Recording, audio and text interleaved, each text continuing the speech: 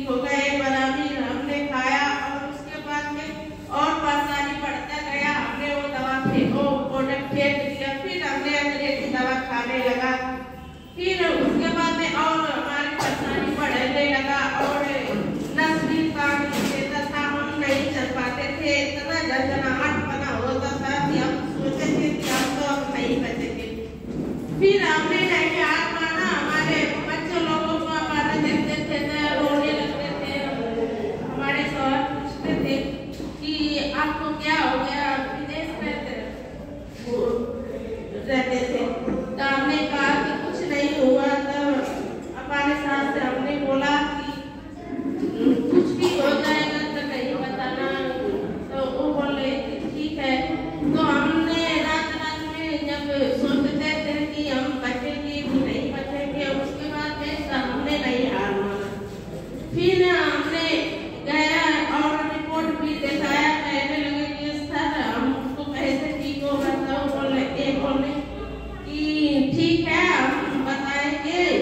तो हमने स्पाइरिना भी लिया और चायपत्ती भी रिएक्शन कर लिया, हर एक प्रोडक्ट लिया और खाने लगे। खाते खाते और हमारा परेशानी भी ठीक होता गया। जब 15 दिन में हमको मैंने चलने के लिए हम तरस गए थे।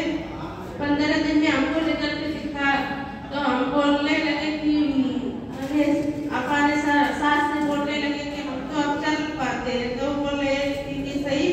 तो हमने कोठा पर से हम 1 साल हम कोठा पर नहीं चढ़े थे। अपने हमारे बच्चे लोगों ने हमको बहुत सहारा दिया, हमारे सास ने सहारा दिया। फिर जब हम चलने लगे थे तो जैसे छोटे बच्चे तरस जाते हैं चलने के लिए, वैसे हम तरस गए थे चलने के लिए। तो हमको बहुत खुशी हुई कि हम कहने लगे कि अब तो हम तो चल लेते हैं।